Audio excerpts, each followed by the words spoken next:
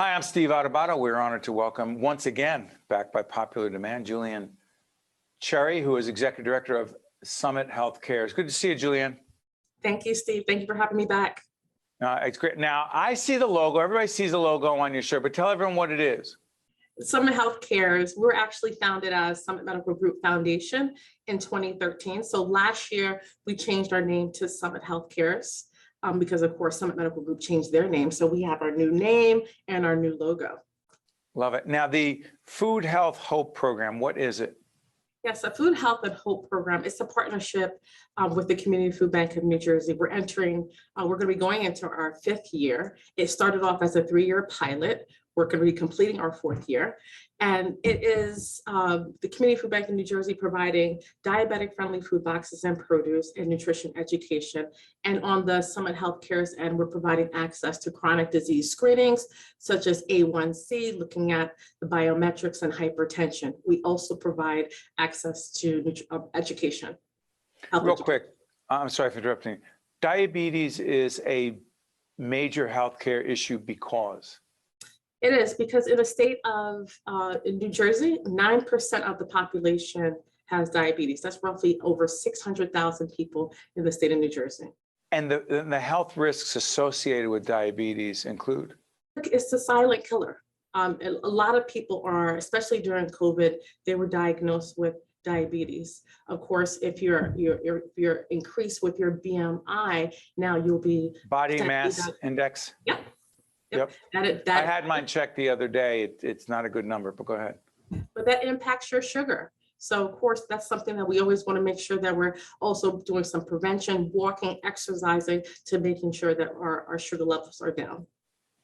Do this for us. And also, let me say that Summit Health is one of our healthcare supporters. And the reason I raise that is not only to disclose, but also money matters, dollars matter. The initiative that we just talked about, Food, Health, and Hope, is the funding from it private, government? Where do the dollars come from? We actually apply for grants. We get dollars from Summit Health. We get grants. You have to seek those grants? Yeah, we seek grants, donations. Okay. Yeah, I often hear the expression, no money, no mission, which is very true. Talk to us about this initiative. The Fresh Start Period initiative is tied to this issue. Talk about it. Yeah, it's tied to our period poverty initiative, and we call it our Fresh Start initiative. It was started by 2 physicians at Summit Health, Dr. Masterson and Dr. Dardanello, several years ago. When I came on board last year, we turned that initiative into a full-fledged 12-month program. What we know is that women get their menstruation every month, and we know that babies need diapers every day. 1 in 8 women in the state of New Jersey do not have access to a maxi pad. 1 in 4 teens don't have access to a clean maxi pad, and 1 in 5 working individuals reporting missing time away from work. Okay, let's talk about the long-term impact on that young woman's health moving forward. Absolutely. So they're not able to go to school, not able to go to work, not able to be productive citizens in society. You know, this is such a solvable solution. I tell people, listen, at the end of the day, you know, we can advocate. There's strength in numbers. There's the voice in that number. You know, our legislators, they're going to be putting out bills that will ensure that, you know, there are maxi pads and tampons in schools. So what our community can do is advocate and call your local legislators to ensure that those bills pass. Yeah, by the way, I think it's Senator Teresa Ruiz is involved in one of those initiatives. We'll have the senator on to talk not only about our issues around childcare, education. She's a former chair of the Education Committee, but also this issue as well. Let me follow up on this real quick, Julienne. Do you think that one of the major reasons why we have not made the progress we should be making around, quote, menstrual health equity is because it's difficult to talk about? Hey, you know, Steve, you bring up... For some of us, it is. I shouldn't say, you know, we have a young daughter, and I've not had this conversation with her. And that's what I've been saying for years. I've been fighting period poverty since 2017. I make the uncomfortable conversation very comfortable. Listen, my 10-year-old son, he knows the stats about period poverty. He knows Your 10-year-old son? My 10-year-old son knows about period poverty. He helps us pack little one. You know, I bring boxes of maxi pads home, and between my husband and my son, they're repacking these maxi pads in smaller Ziploc bags so we could do a distribution out in the community.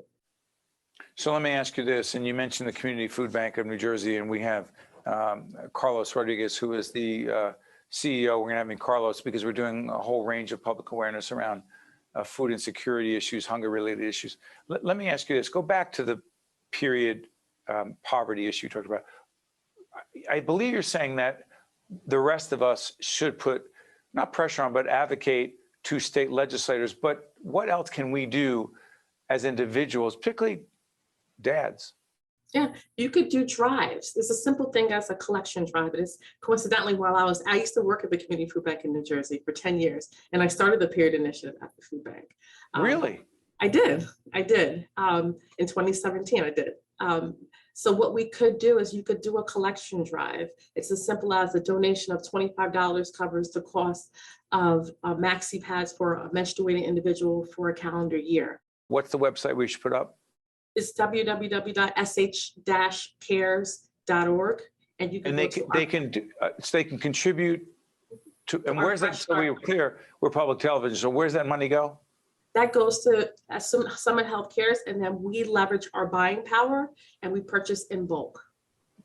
And that will help these young women who are frankly not. Some of us take access. This. Yeah, not having access. It's a simple thing of a donation of $25 covers the cost of a menstruating individual for an entire calendar year. $25. Wow. Hey, Julienne, I want to thank you for making a so-called uncomfortable topic, not just comfortable, but more importantly, relevant and important for everyone. Julienne, thank you so much. We appreciate it. Thank you so much, Steve, for having me back. You got it. Stay with us. We'll be right back. One-on-One with Steve Adubato has been a production of the CAUCUS Educational Corporation. Funding has been provided by Horizon Blue Cross Blue Shield of New Jersey, the Russell Berrie Foundation, Hackensack Meridian Health, TD Bank, NJM Insurance Group, Veolia, the Healthcare Foundation of New Jersey, and by New Jersey Sharing Network. Promotional support provided by New Jersey Globe and by CIANJ and Commerce Magazine. Many of New Jersey's children have been affected by COVID-19, but now that there's a safe and effective vaccine available for children ages 12 and older, you can help make COVID-19 history by getting yourself and your child vaccinated. Let's end this pandemic together and help all children get back to being kids. Visit HackensackMeridianHealth.org/COVID-19 to learn more or to schedule a vaccine appointment today.